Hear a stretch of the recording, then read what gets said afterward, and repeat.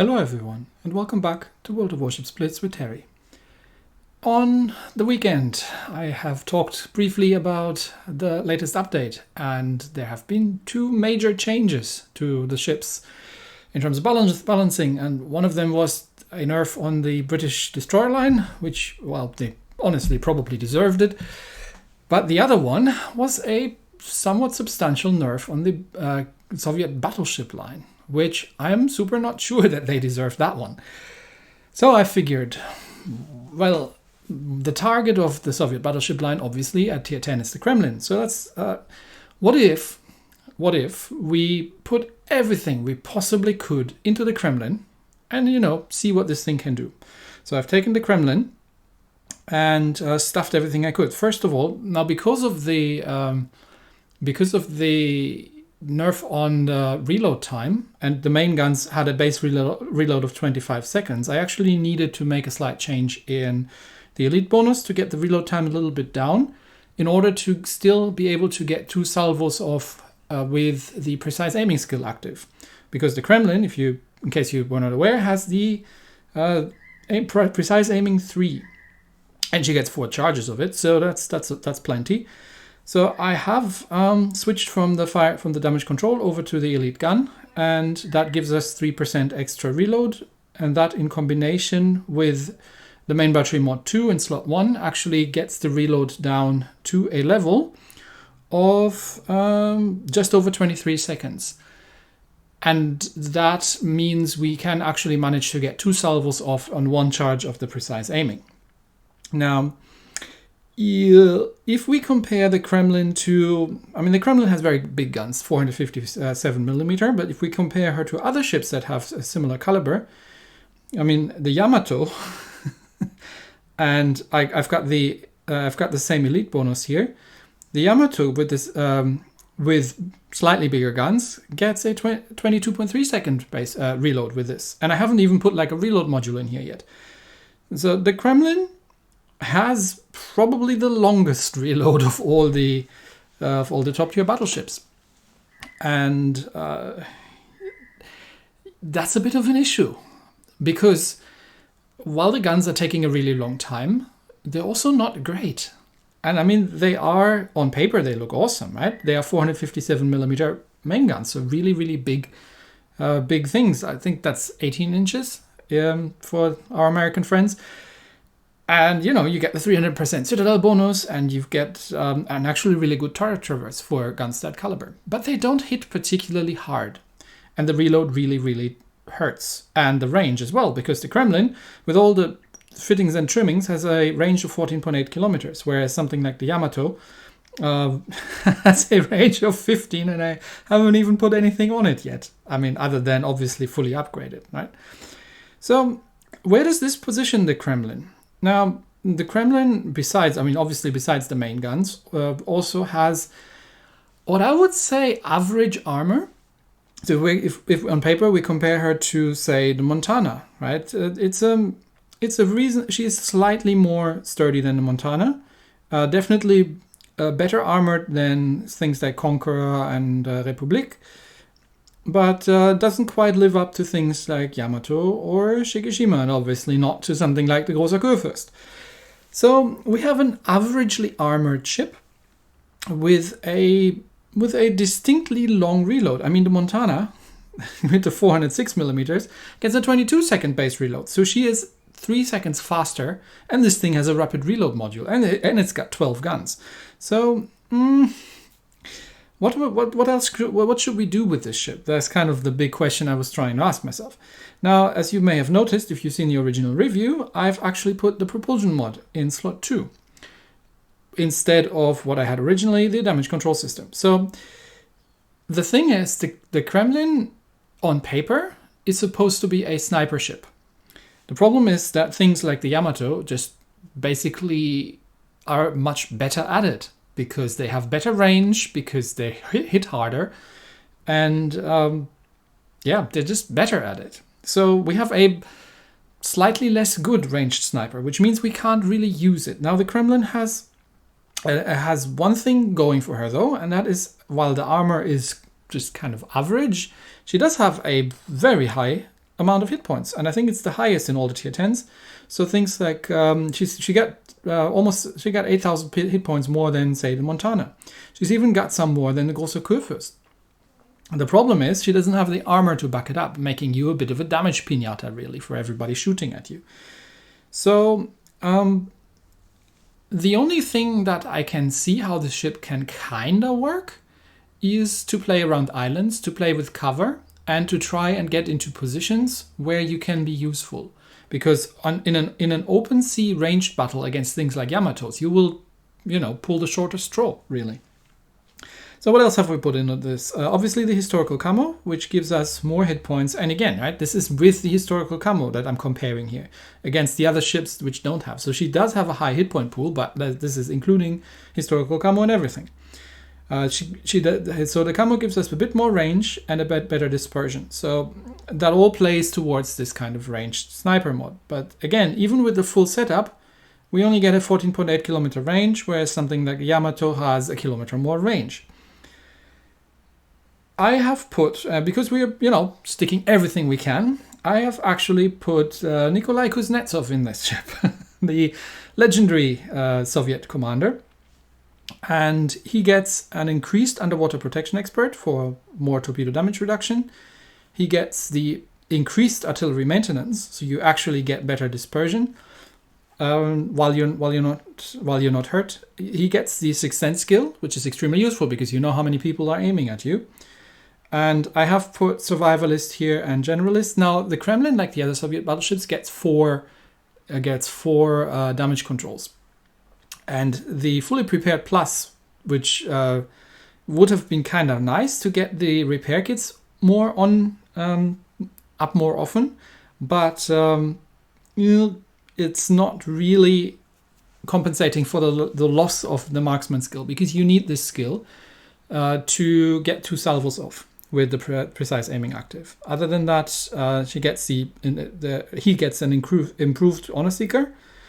Obviously we have the APCS, and he actually gets a skill that's, I think, unique. I haven't seen that anywhere else, which is an additional 5% damage reduction from enemy shell fire.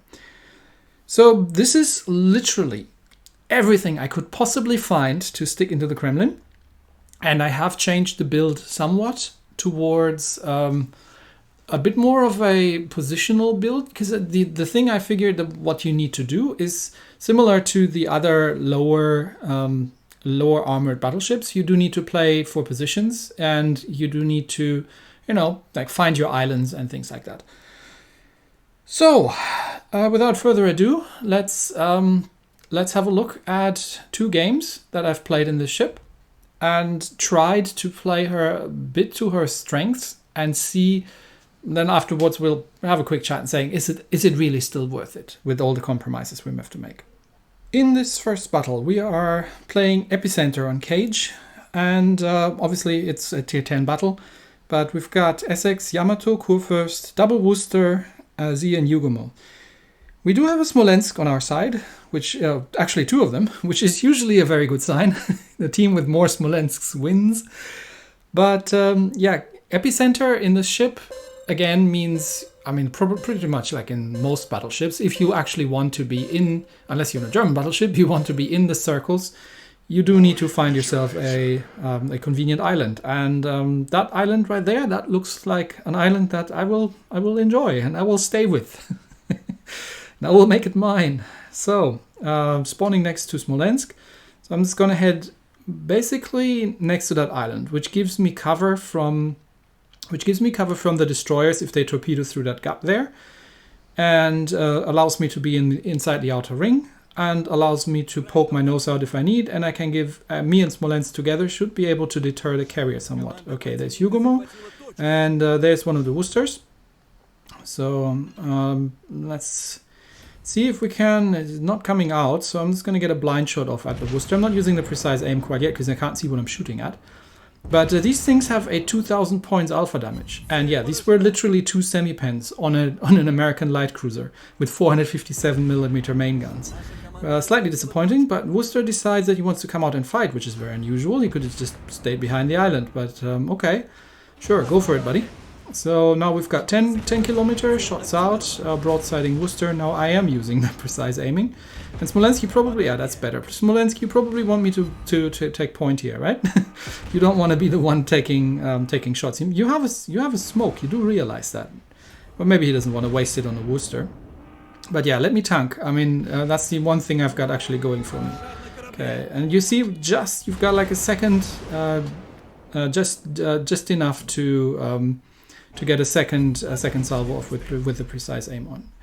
All right, one fire, not gonna bother, and I don't want to poke out too much because there's a Yamato over there, but there's no destroyer in the center cup, which is rather unusual. So I'm just gonna stay bow in here and play with the Worcester a little bit and see if we can deter him. Yeah, that was one hit. That was pretty disappointing again. If you don't have the precise aim up, obviously, well, you're not extremely precise on the aim. But yeah, there's the Yamato. Oh, Yugumo. Okay, full reverse. Yugumo probably has torps away. So I'm gonna get some more parting shots out at the Worcester. And yeah, please somebody do something about the Yugumo. I don't want to be torped. Now I've got double Worcester and Yamato over there. So I do need to back up. There come the Yamato shots. Oop, got lucky there. That these didn't do anything. So now I'm backing behind the island, which gives me cover from the Yamatos and from the Worcesters. Now, as long as these guys are shooting at me, they're not shooting at anyone else. I don't think, no, I don't have shots, but they're not shooting at anyone else, which I'm fine with. So, no, let's just, I can't go out because there's Yugumo over there. So unless somebody does something about the Yugumo, and it looks like the carrier is about to do exactly that, I'm just going to stick here and help out with the no-fly zone, but it looks like the enemy carrier is concentrating on the Smolensk on the other side, and our Smolensk takes out Yugumo. And the enemy Yamato doesn't look too good as well, and a friendly Yamato takes him out. Okay. Izumo, you've lost a lot of health. Let me go out for a change. Alright, there are torpedoes coming, but that's fine, that's why I'm behind an island. Okay, can we do something about that Worcester over there? Shots out. And then this now the enemy team is 2 ships down and they're very low on points. So Yamato takes out the Worcester just before my shots get in there. But at this point we can start pushing. Now I've got 44,000 hit points left and a heal coming off cooldown. So I am feeling mildly confident about pushing into, well, just a little bit of the enemy team. So there's a Kurfürst. Let's get a couple of shots out. And just see if we can rush that Worcester there. And make his life a little bit more complicated. Now, we don't do a huge amount of damage to the Kurfürst, and there comes the carrier. Now, again, I'm healing up. I'm over 50,000 hit points, so I am having a reasonable amount of hit points at this stage in the battle. I mean, the battle is half over, and now I've got a Worcester to shoot at. Now, is that gonna look? Yeah, disappointing, but okay. Double fire from the carrier, so I'm going to damage con that, which means that at this stage I am going to have to be a little bit careful, because there come the torpedoes and there's absolutely nothing I can do about this. So I might as well just take him on the chin, but got lucky. No, I think it was still just within the 10 seconds. I don't know, I'm on fire again, because of course. But a couple shots out at Kurfürst, and the Worcester is down. Yeah, Worcester is down. But yeah, up against the carrier, it's not going to look so great. So let's get a couple more shots out at Kurfürst from here. We can't really do a hell of a lot with against this ship with these guns, even though they are actually really large caliber. Couple of semi-pens, the 800s you've seen there are semi-pens. There comes the carrier again. So backing up here, but I'm probably dead at this stage, which is okay. I mean, we've won. We just don't get the Roffelstunt medal. Sorry, team. Can I get the kill on the Kurfürst? No. Okay, double fire and the dive bomber. So yeah, dive bomber's going to kill me. Yeah, so that's what I would say. Kind of with a decked out to the top Kremlin is what I would see normally. So as long as you stay kind of in your position and do a bunch of ranged shots, you're kind of okay.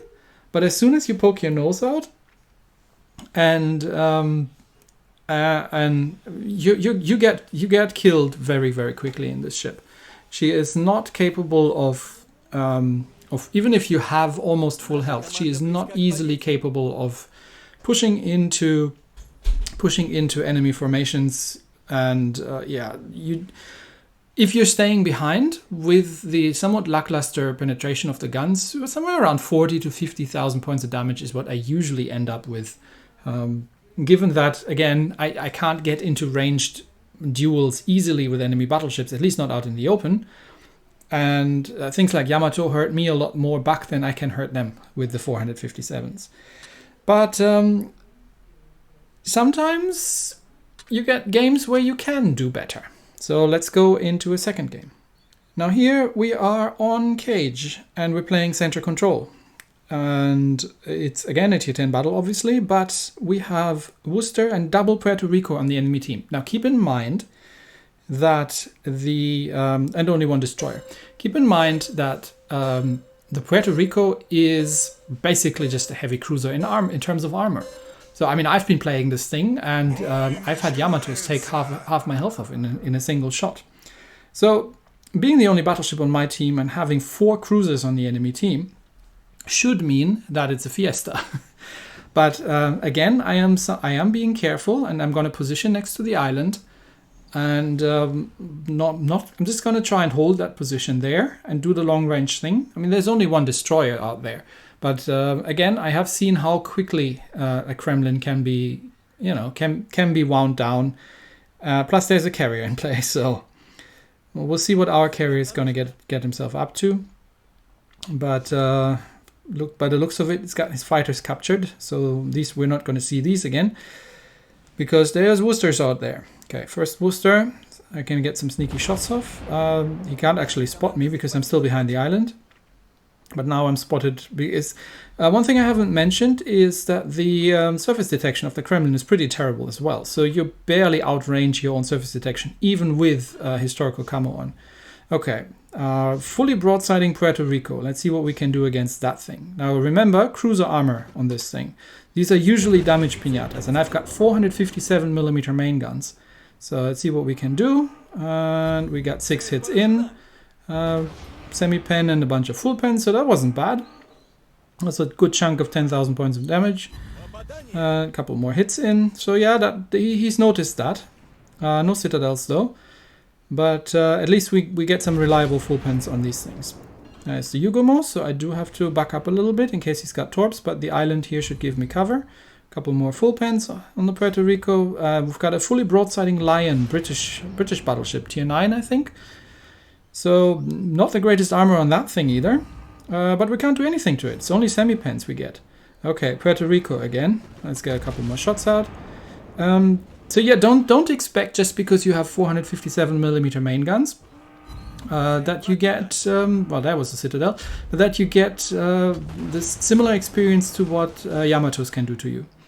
These are not the Yamas guns, and they don't have the same amount of that bouncer shot of the Puerto Rico, the same amount of penetration at all in my experience so far. So you do need to get somewhat closer to actually make a dent. Okay, the Yugomo is almost dead, which means we should have the cup more or less to ourselves. And yeah, a bunch more semi-pens on the Puerto Rico. You see, this you can, if you're being left to your own devices, do a decent amount of damage with this setup. But again, this is a fully decked out Kremlin with everything in it.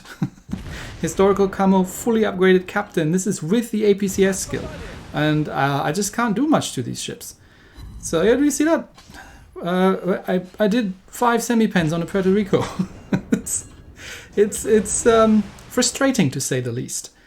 So yeah, like I said, you can do good amounts of damage if you get closer. The problem is with battleships at tier 10 in the current meta, most of the time you don't want to be anywhere close to things. First of all, they're carriers and things like Worcesters that are going to hurt. So I'm not sure what our carrier is up to. I haven't seen any friendly planes for a while, so there come the enemy planes, and not much I can do about that. I'm just going to take these torps on the nose, but yeah, a couple more shots at the Lion, see if we can make a dent into this thing now. You can get the occasional citadel hit with it, but you do have to be lucky. And underwhelming in terms of main guns, really, would be kind of my impression of it. But we're up to 60,000 points of damage halfway through the battle, so given that no one's actually shooting at us, we can just, you know, make the best of this situation and farm some damage on things. And again, not doing a great amount on the Lion, but the Destroyer's dead. We've been holding the cup for a while. Okay, finally, we got something dead. That's the Lion down. So I reckon, okay, I'm gonna go and push. I'm not sure what our carrier is up to. I don't know why he's back there, but okay. I'm gonna go and push a little bit because again, I've got a heal coming off cooldown, and I've basically just got cruisers around here. Plus, I can give a little bit of air cover to the gearing, and yeah, more semi-pens on the Puerto Ricos. See if I can just, you know, that thing's probably dead. Can just get myself around. Okay, Worcester, 9 kilometers, fully broadsiding American light cruiser, shots out. See if we can get anything done here. No, not really. But we do get the high caliber at this point because, you know, we've been just left to our own devices more or less. Well, now obviously everyone's targeting us. So there comes the carrier. There's a single fire from the Worcester. Again, not much I can do about that. Okay, triple fire. I'm going to damage con these because this is going to be hitting me with the torps while my damage cons on is still active. Okay, now it's on cooldown. So that second torp drop is dangerous because that could be a permaflood. But again, smart carrier, but nothing I can do about it, and we get lucky, no flood. I am taking damage from the Puerto Ricos, not in a very unpleasant way. So there comes the carrier again, and I am taking shots from the Puerto Ricos still. So you can't do the thing you would do, say, in a German battleship, obviously, because it's not a German battleship. But you've seen how quickly even a diminished enemy team has managed to whittle me down to the point where I'm gonna have to bail because so yeah, if you want to poke your nose out in this ship and you start taking fire, you are going to lose health very, very quickly, which is kind of similar in, say, a Japanese battleship, but you know, it's you have the range in those things to sustain it. You don't quite have that in the Kremlin with these guns, and again, they just don't hit that hard. Okay, that was a relatively poor drop from the carrier. He's probably a bit stressed, running away from the daring. But we've held the center cup for so long that we are ahead in points, and I'm not concerned, even if I'm going down here, that we're going to lose this game. So, but yeah, you know, couple shots, another semi-pen on the Worcester. This is just utterly frustrating. And the Puerto Rico takes me out, but it's okay. Again, they're never going to reach our carrier in time, and we've done 103,000 points of damage, plus we're getting a clear sky for it as well. So, would I, now the big question, would I personally recommend grinding up the Soviet battleship line? Now, I'm actually playing more battleships than anything else these days, but I generally don't consider myself a battleship player. But given that the current meta is extremely range battleship heavy, so it's about long-range slugging matches, and you do need to basically be first in line in order to just have range on things like Yamatos. You will be the first in line. You will be ahead of everybody because everyone else is going to have longer range and sitting behind you. So it's an unfortunate kind of combination. And again, this was a fully upgraded, fully decked out Kremlin. I don't feel that ship. I mean, it's easy to say after just 100,000 points of damage, but I don't feel that ship as a tier 10 battleship because I think in her intended role, something like the Yamato is just better in any way conceivable. The shells hit harder, they've got longer range, and otherwise, the same purpose, really. And yeah, why would you want? And plus, you have to go through the mid and upper tier battleships, which all now have a 25-second reload, which is extremely long. So, in my personal opinion, you would have to be a fan of Soviet battleships in order to grind this line. Other than that, things like the Yamato just do it better. And yeah, that's kind of how I would see this ship. So yeah, it's not a dreadful ship. Like, you can have a decent game in it, but most of the games I ended up doing somewhere around 40 to 50,000 points of damage, and yeah, that's what it is. Plus, again, with our APCS and Kuznetsov and everything else. So, thanks everybody. I hope that maybe clarifies things for you if you're grinding up the line. It's everybody's personal choice, obviously. And maybe there's a way to do this that I just haven't discovered. But personally, I think not the best line of ships, especially now that they've been nerfed. Thanks, everybody. I'll see you next time. Bye.